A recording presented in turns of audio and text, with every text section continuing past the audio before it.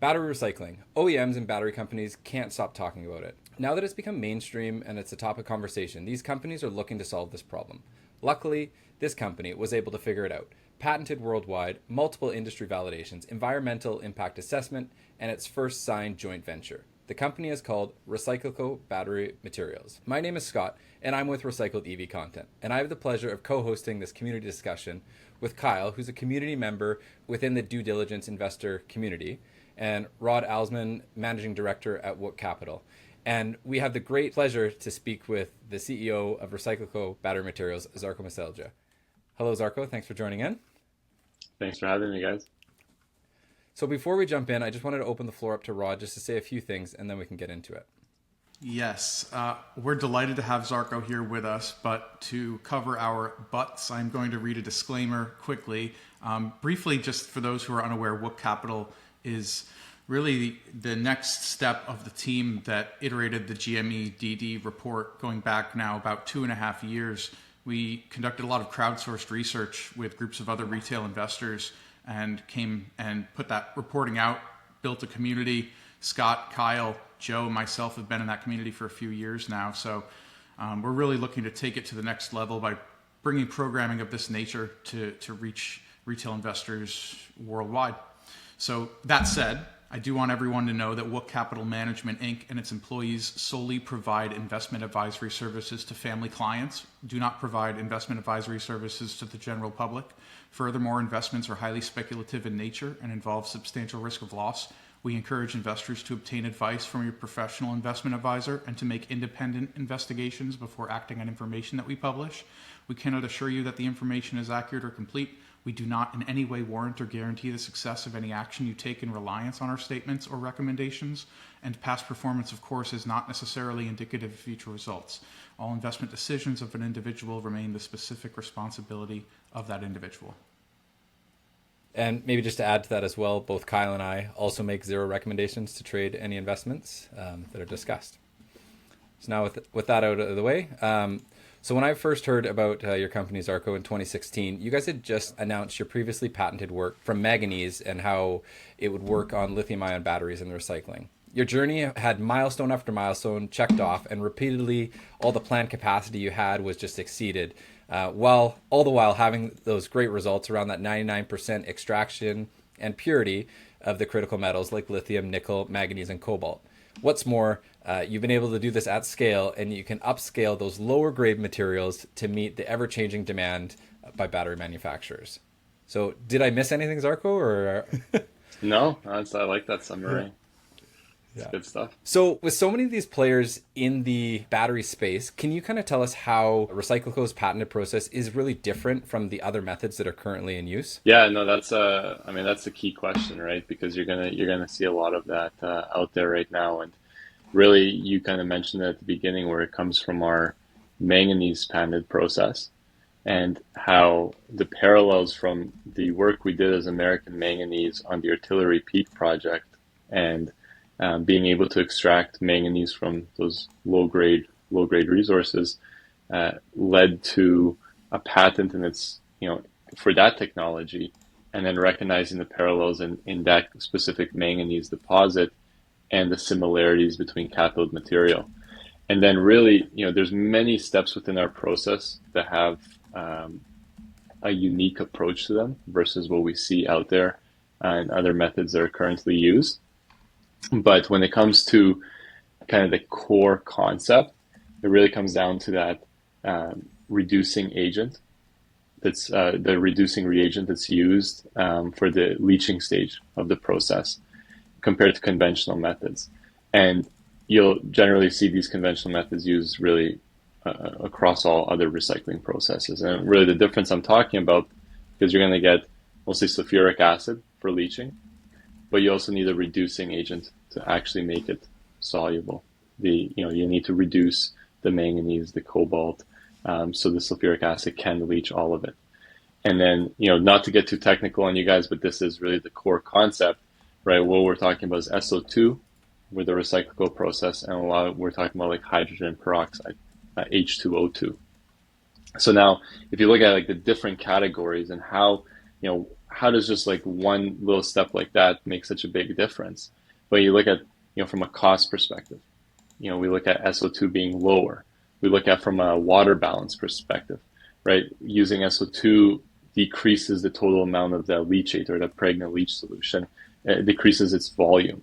So then that in its own effect helps reduce the degree of water management needed downstream and helping us achieve a closed loop where we have no water discharge in our process.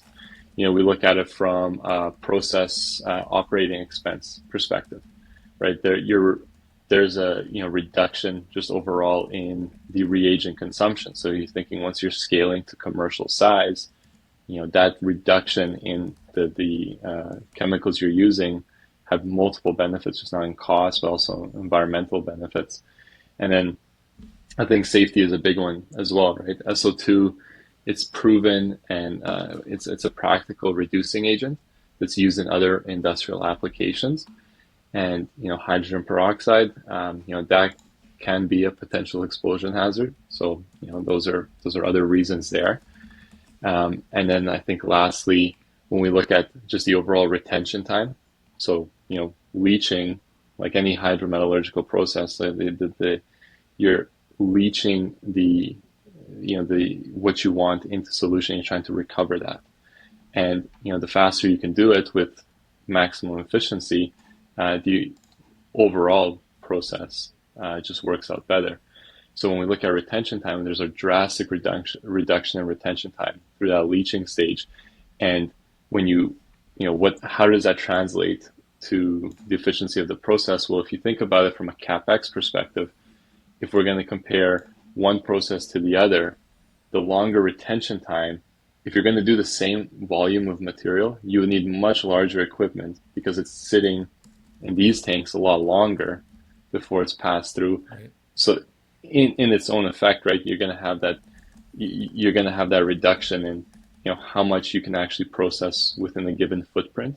So there's multiple benefits to that, right? And that's really to the core patented process. But really, since 2016, we've just expanded from there even more, right? We're talking about even within our own process, regenerating some of those process chemicals used. So you're not adding in new ones, but you're regenerating and adding it into the front end of the process.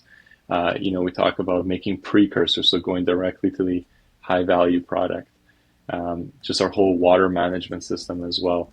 All of that benefiting from the closed loop approach. So huge progress there, even from the original 2016 concept. I think there's been a lot learned, and that's the whole idea of scaling new technology. So you mentioned there where you're producing the precursor, or as is known in the industry, the PCAM. We've heard and we've read about the successful collaboration with working with C4V to produce actual battery cells from that recycled and upcycled material that produces the PCAM. And we also saw that you received further validation from an undisclosed battery materials company. Those materials actually performed like super well, like essentially virgin material, which again, hats off, like way to go there. But can you give us a bit more details on how these achievements impact the recycling landscape? Yeah, and then that's a fine line as well with us reporting these sometimes undisclosed. We need to keep our shareholders updated on what's going on, but at the same time trying to respect the confidentiality and like the work we're trying to build. But the whole circularity thing, like, I mean, when this was all really getting started, I think circular economy, circular supply chain was just the key thing everybody was talking about. And being able to actually have our material validated and tested in cells is actually the key achievement in creating that circular economy. If the material can't be used back in batteries, then how can it actually be circular? And knowing that we can go directly back to battery ready materials opens up the possibilities of the unique business model we have, where we can allow for more direct integration. You and I have spoken, and you've mentioned a lot of different methods of kind of keeping track of the ever-changing battery landscape, from building out detailed Excel documents that track all different details to, again, deep industry analysis and attending all those conferences to really keep informed. So how do you see RecycLiCo becoming a worldwide name known by all these large companies within the battery recycling space? Yeah, I mean, we're always keeping it right. We're always keeping a close eye on the market. And it's all about positioning yourselves, or ourselves and other companies and just anybody really getting into a market. It's about positioning. And we're really positioning with, I think, a practical solution that can deliver value long term. Now, the industry is in its infancy, and positioning is key. So when we look at some companies on short term, right, the position they're going about is to build a large facility, get the footprint there, and then try to source the battery materials. And as I've said multiple times, I think that's a short-term fix for a waste problem. But the long term, if we're looking at the circular economy, being able to integrate those materials back, we need to think a lot more strategically. And our positioning is actually constantly adapting and optimizing our technology, because in this game, it's going to come down to a game of margins. The most efficient processes will win out, especially as you scale this to the tonnages we're expecting in the coming decades. So solutions maybe that work now or worked before are going to have more trouble as margins get thinner. Pricing of these materials changes. It's always changing. So you could have started a plant 2 years ago, started construction. By now, if your plant is kind of reaching completion, you have probably realized that the battery industry has also changed quite a bit between chemistries and like what's actually going on in the black mass market. What are these materials being traded at? So, we're under the radar, but we are well aware of how to position ourselves, and I think we are a well-known name already. Amazing. Switching gears a bit here, but speaking of positioning yourselves, I'm going to pass it over to Kyle about some recent news with your joint ventures. Yeah, perfect. Thanks, Scott, for the lead-in. So just a reminder, Zarko, I'm one of those retail investors who've been following along with the company, a member of the due diligence community, excited to talk with you today. So the first question I have for you is, now we've seen a joint venture and an MOU signed with companies in Asia, being the most mature battery market in the world. Can you talk a little bit about the growth strategy for RecycLiCo within the Asian market? Yeah, I think you're right. Asia is an advanced battery market, and I don't think anybody can really argue with that, right? So I know right now in the North American market, we are seeing a lot of announcements, but when it comes to actual production, Asia is where we can really make a mark right now. And to be honest with you, like as we just talked about the validation of materials, right? Having our material validated by Asian companies is, when you put that in perspective, it's a huge achievement, because it really shows that we can keep up with their tech advancements and their level of expertise, where they're quite mature already. And a lot of this knowledge is going to be spilling over into North America and Europe.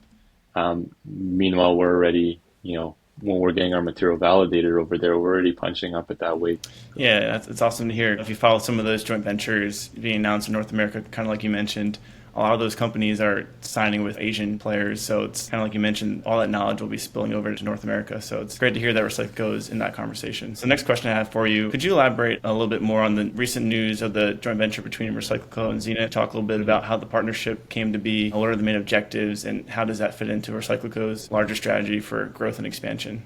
Yeah, I mean, we've been in contact with Zenith, and their president and chairman and president for almost 2 years, and just like many other business relationships that we have ongoing, it takes that time to build that confidence through testing and technical due diligence.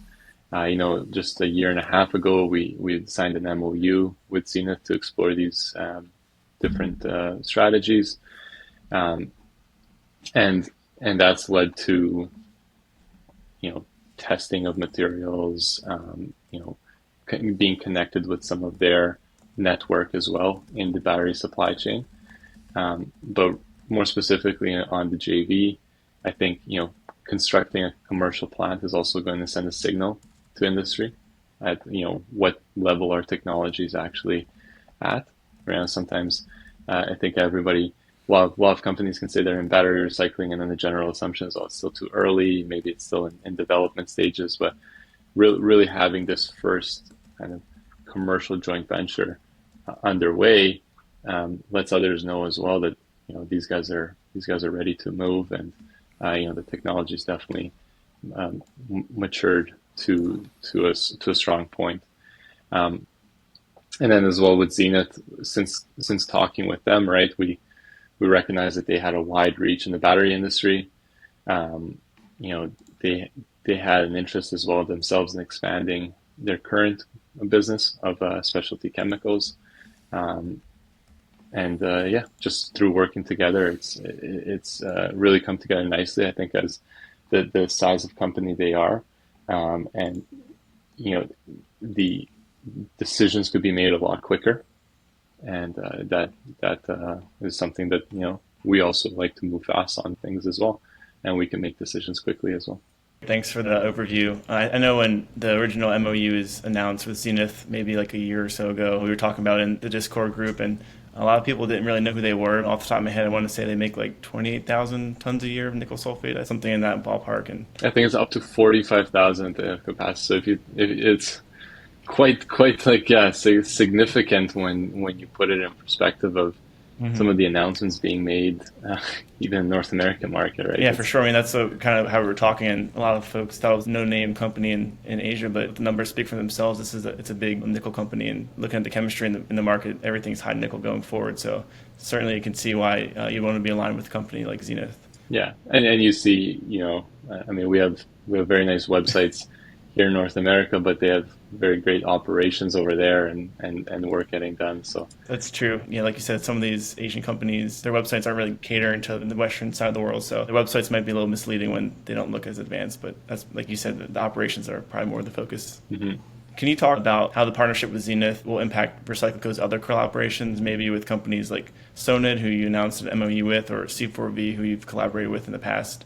Yeah, I think generally the kind of feedback we've been receiving, even after announcing this, just with some of the companies we're in talks with, are generally positive, right? I think, and I think this should all be positive, really, because it just gives confidence to everybody else, right? That they can take that next step. As I said, the first step is the hardest one to take, and like everybody, as much due diligence as they do, they're always looking at somebody else to, did somebody else do their due diligence as well, and are they in? Yeah, like the last conference I was just in at Fast Markets, had a lot of industry guys come up to me and congratulate me on that, and I think that they recognize how big of an achievement that is. But the Zenith JV itself will be in the Taiwan market, but we also have the global expansion ambitions. So this will be the first step, and it'll teach us a lot. I think the first one there will always be a learning experience, but as we scale, but that will lead to streamline of, I think, multiple other JVs. Yeah, that's great to hear. And you mentioned some of those like NDAs that you have to respect, but maybe the shareholders can hold their heads up a little higher, knowing that when you go to these different battery conferences, you have industry players coming up to you and congratulating you, because it is a big accomplishment to get to this commercialization step and how far you've come. Like Scott gave the overview from 2016 onward, there've been a lot of milestones achieved by the company. So maybe the shareholders can kind of keep that in mind as we're nearing those next steps of globalization. Yeah. So yeah, I guess I'll keep moving on then. So looking at the recently announced Zenith joint venture, what is the source of the black mass, the feedstock into the joint venture? And is the precursor product coming out of the joint venture, is that going back to that same source? Is it staying in the same supply chain?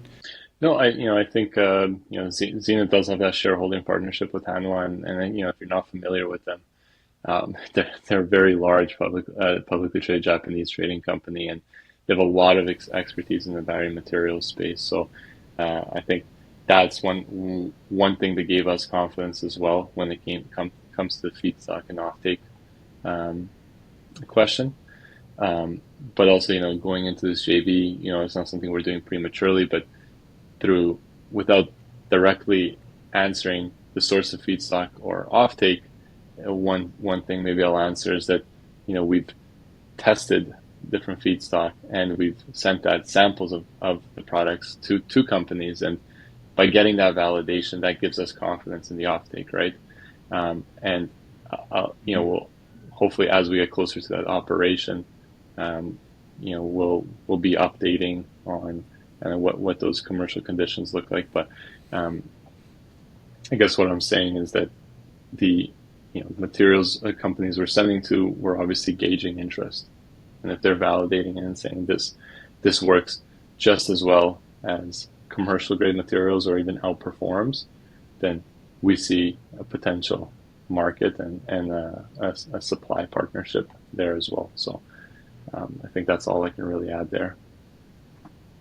That's a good answer, Zarko. Thanks. Reiterate to those listening, RecycLiCo isn't going alone. Kind of like you mentioned, they have a partnership with Zenith, connections with Hanwha. They reach across the battery market, especially in Asia. So I think initially some folks maybe saw the joint venture and thought it was like a standalone kind of situation, but going it with other players is always better than trying to go alone. Yeah, and just to even like add more to that, right? I think, as I mentioned, the biggest risk in the recycling industry is actually where you're getting your supply from, and with enough assurance is where we want to start making our investments. Not just going out and building the plant with somebody who'll back us on capital or whatnot, but actually making sure that the industry's been evaluated. We have a sense of where things are going, and we have that confidence. So that step-by-step approach versus just announcing our big plant and then hoping everybody comes to us. My next question I have is, what is the chemistry of the Zenith joint venture? I know the original press release announced the MOU had mentioned NMC 811 and NMC 9X. Both of those are the high nickel cathode types, over 80% nickel. Is that what this joint venture is targeting? Yeah, similar to like the offtake question, I'd say, the materials we were sending were like N83, so like 83% nickel, and like N90, like 90% nickel. So like you're talking like next generation cathode materials. And those are the ones we were getting really positive responses on, and also what that company was looking for. So at least that gives us a sense of, we can make that material, and we can also adjust and be flexible with the supply. But it's, to be determined depending on kind of what volumes are directed where. That's great to hear, especially seeing how the RecycLiCo technology is mature enough to deal with those different requested cathode types. As you kind of hinted, that high nickel cathode is really what the big leading battery manufacturers are targeting. So the chemistry type does matter, and it's great to see that RecycLiCo is with the rest of the battery industry as it's growing. So if you're moving into the higher nickel chemistry, is Zenith providing nickel sulfate from their nickel plant? Yeah, I can tell from your question you really dig deep, but I mean, even within our samples and testing at the lab, Zenith has supplied us with some of their nickel sulfate, and we've made those adjustments because you are going from like an older generation, and most of the black mass does require this adjustment. So one way you could do that adjustment is adding more nickel to do the makeup and make those higher nickel cathodes. But yeah, I don't say it was the intended benefit, but it is an added benefit. A lot of large cathode companies, and like POSCO and LNF, those are two of the four largest cathode companies in Korea. They just announced in the last 2 weeks a joint venture where they're building a nickel production plant co-located with a precursor plant. And when I see these big companies announcing those joint ventures, RecycLiCo is done with Zenith. That's essentially the same thing. You're pairing a precursor plant. If you look at the recycling outputs from the process, you're pairing that precursor production with a nickel plant next door, so to speak. So it's really cool to see a company that's kind of up and coming is doing the same things that these large cathode companies are doing. And with that being said, is this a strategy moving forward? Joint ventures co-located with a nickel partner, or is that just going to be unique and bespoke to the strategic partner that you're targeting? Well, I think you can look at it like the way you mentioned. There's some cathode companies pairing with other areas of the supply chain, but you can also kind of look in other areas of the supply chain where it's EV manufacturers pairing with mining or pairing with refining. A lot of them are just tying in all of these processes, or battery manufacturers, or EV manufacturers are becoming battery manufacturers, as well as cathode manufacturers, as well as like lithium refiners and recyclers in there. So that whole consolidation strategy is one that we always talk about, and again, going back to how I think like in that long term, but every company is going to have its own strategy. So that's why I think every JV will be unique in its own way. some battery companies look at that precursor and lithium hydroxide integration. Some EV companies may be looking at that, and how those JVs and the size of those JVs turn out, or how they're negotiated, would always be different. What companies kind of like in terms of control of the JV, who has what part in the JV. But I think this first JV, and many more to hopefully come, there's going to be, I think, a network of support between them, because there's going to be this learning experience as well, and bringing over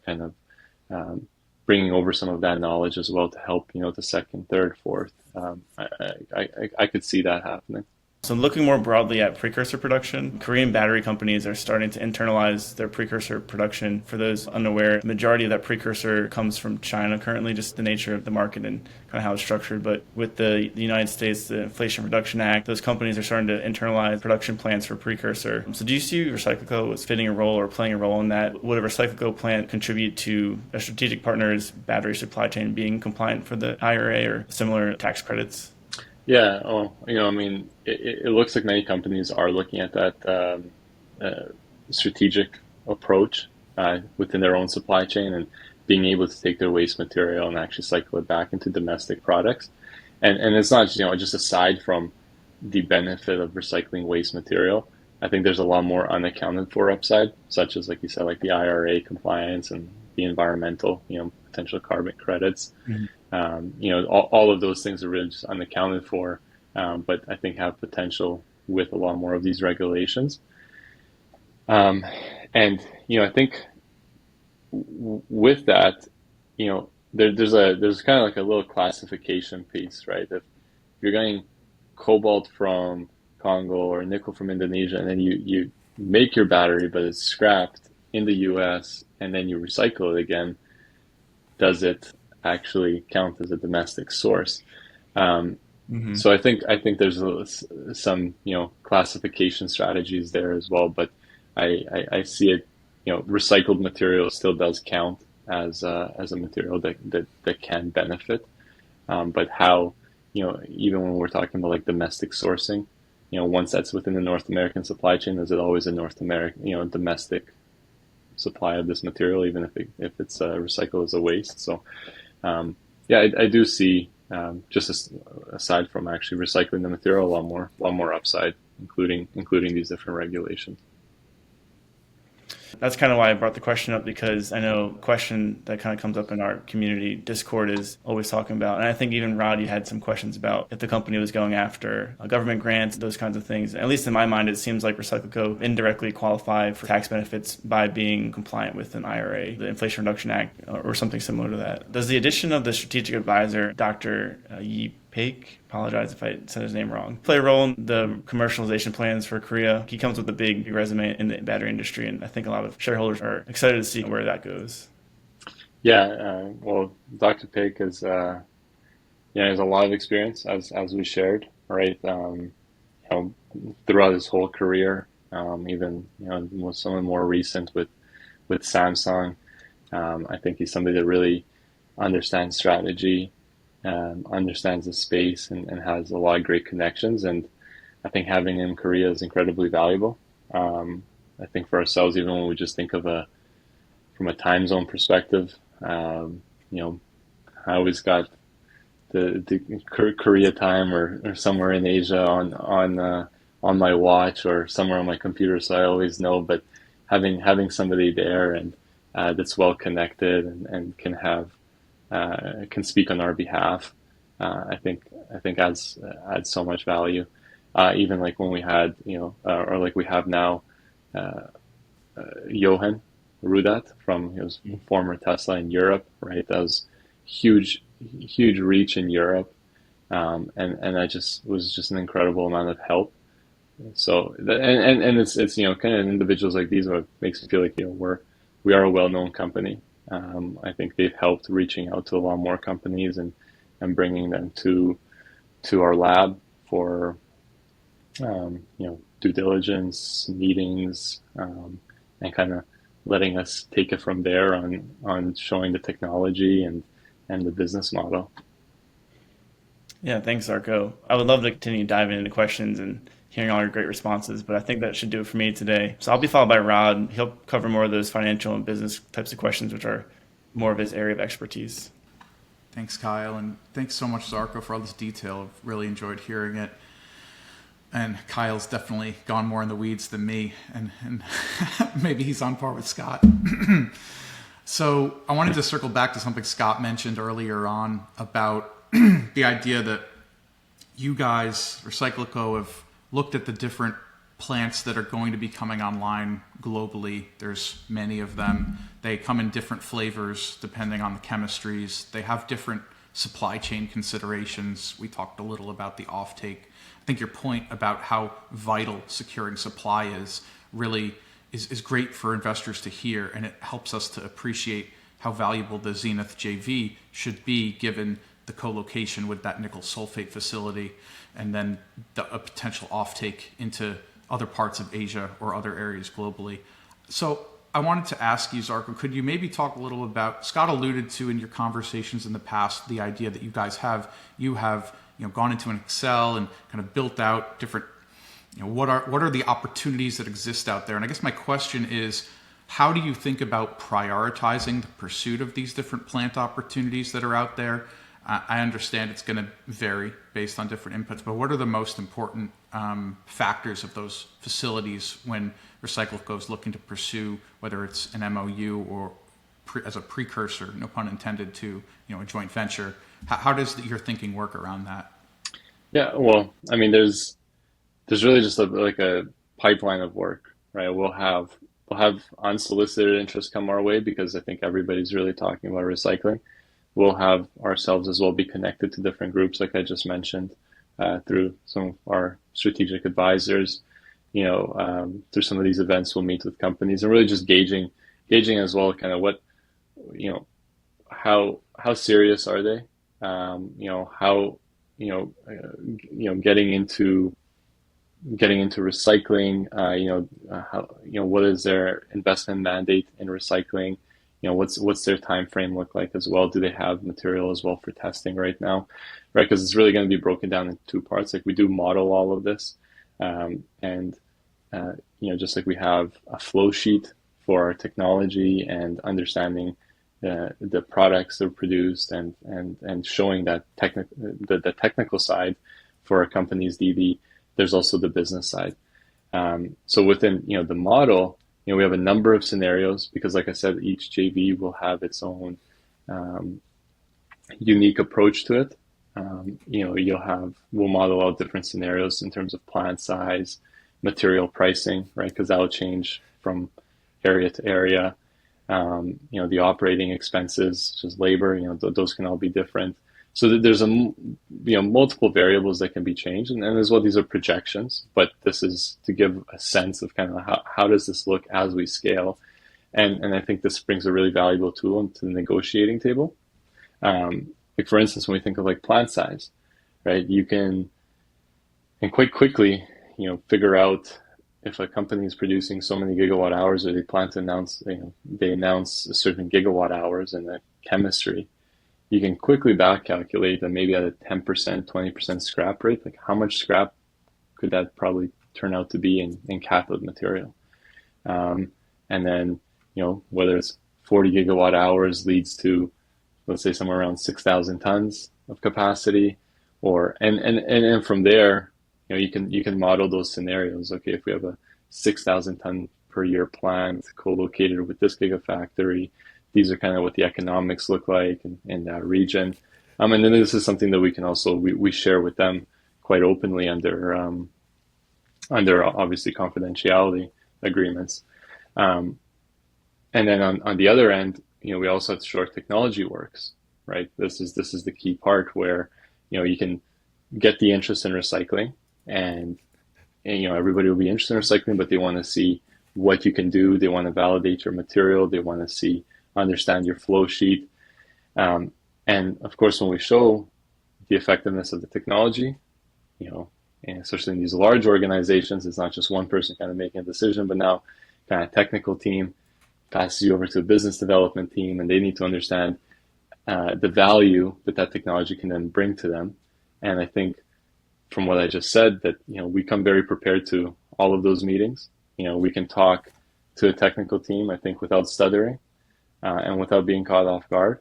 And I think we could talk to a business team and really frame the strategic proposal to them in a way that really gets these guys thinking about kind of their long-term strategies. So hopefully that answered your question. But we're in just short, quickly, is there's interest, and it starts in phases through the pipeline. Initial scoping, we'll may get samples, technical testing, business development, and as those grow, and I think we have groups we're talking to at all parts of that pipeline. Some in the MOU stage and in the JV development stage, and some kind of in that learning phase. Zarko, is that something you think the company may ever disclose in more detail? The concept of, we have X qualified parties in this stage of our, that are in scoping. We have Y that are in this stage, which we know you disclose the MOUs as they come, but just to roll that all up into a clean view, would that be something the company would consider to enable kind of maybe investors to better understand how many parties there are and the breadth of those ongoing conversations? I mean, it could be a double-edged sword, right? Because I think times like we've made some announcements, and I think that's led to more questions than answers, and then kind of the when's it going to happen, and like I've mentioned, some of these things can take some time. So I think we indicate that testing is happening. The number of these, or kind of the stages they're at, generally try to kind of respect the relationships we have with some of these companies and focus more there. I know the shareholders kind of feel like they're left in the dark and they don't know what's going on. But I think, we also want to show these companies that we are serious about this, and not just talking about, public who we're working with, but also keeping that confidentiality and trying not to disclose too much there and any of those details. And then as well, when it comes to the financial model, right, we share this information with these companies and discuss these possibilities, but it's also a competitive thing that we hold. And it's a double-edged sword there as well, where we can put it out there to shareholders, and those numbers could change as lithium prices go up and down, or nickel prices go up and down. And so we kind of set an expectation one day, and then as those are changing, it could always be different.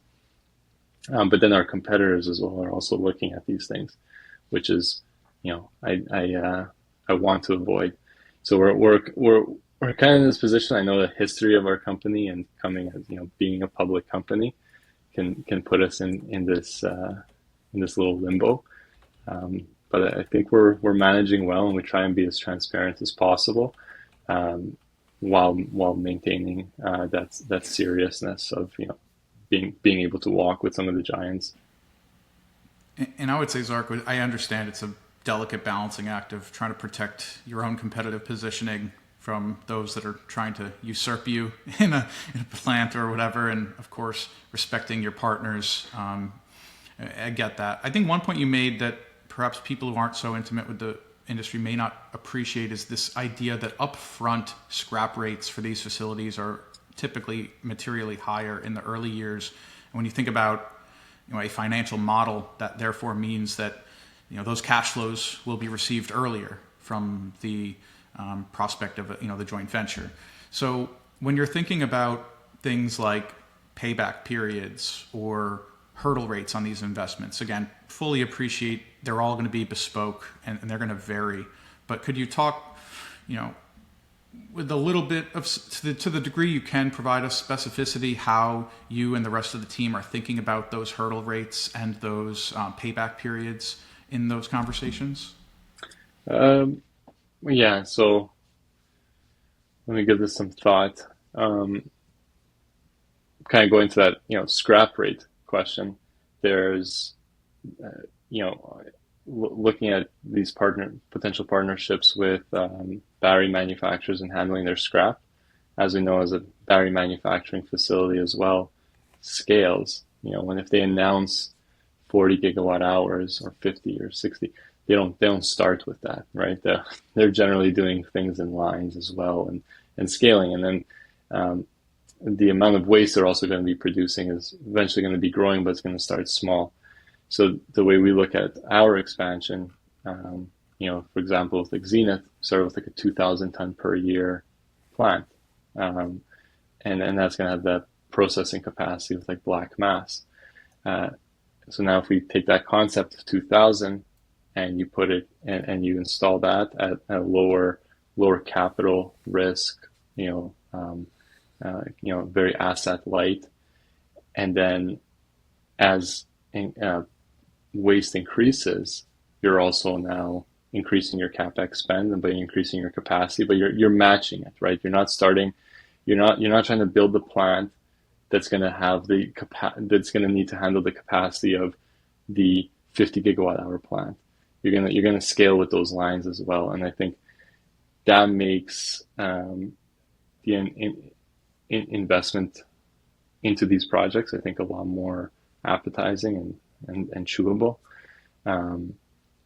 But sorry, maybe I've missed some of those parts, but I think, was that what you were getting at there? I mean, in essence, so I guess to kind of really hammer home the point, then when we think about, for example, the Zenith joint venture, and I think we all appreciate that materials prices move a lot and can move a lot in very short order, so that sensitivities can get pushed way up or down. But when you think about maybe where the market resides today and your current outlook, we appreciate that the disclosure on the royalty rate, for example, is a competitive secret. We get that that's not going to get disclosed, but for investors trying to think about how much value that particular JV and of course in that particular JV's case is the point you made, which is very valid, that it's the first scaled commercial deployments. There's a lot of learnings that are going to go on. There's a lot of value for the company beyond just the cash flows pertinent to that particular JV.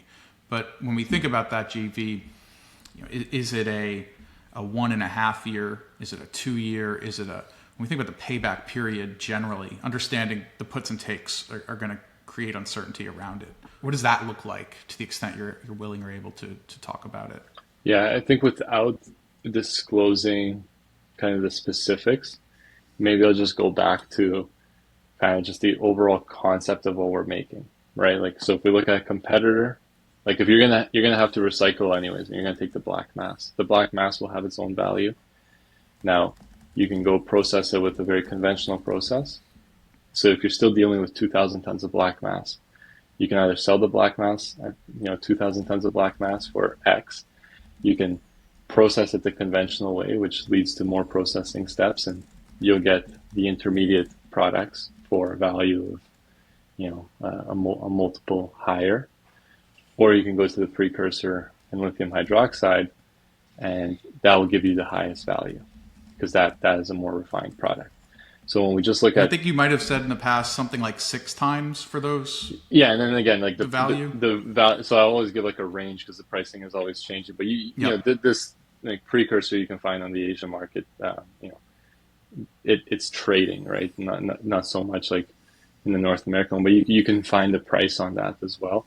Where you're looking at where you're just looking at the revenue line, and you're looking at the comparisons. Like if this company is making black mass, they make 2,000, they can make X amount. If this company is making metal sulfates, they can make X.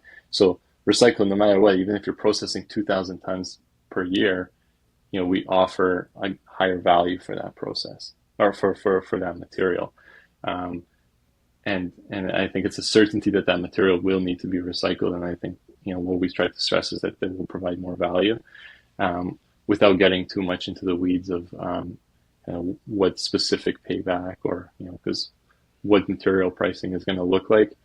I may end up biting my tongue on if I say too much, too little, but we always map it out and adjust as things change. But yeah, hopefully that's reasonable enough answer for you to satisfy. Yeah, and I know Kyle's gone in and taken some of the different values and run his own little model. So we fully appreciate that those prices can swing big time and how impactful that has, I think, on the answer to the question. I can tell you as well, maybe I'll add this, is that so if you look at from our competitors, right, like you won't find anything on pricing from at least the private guys. And in public, you can maybe do some kind of back calculation or figuring out, and then there's a lot of analyst reports. But even the analyst reports, who are supposed to be the professionals, I think I'm catching mistakes in those as well, and in the logic of how material is being priced and what prices are being set on it, and the expectations of those revenues. So.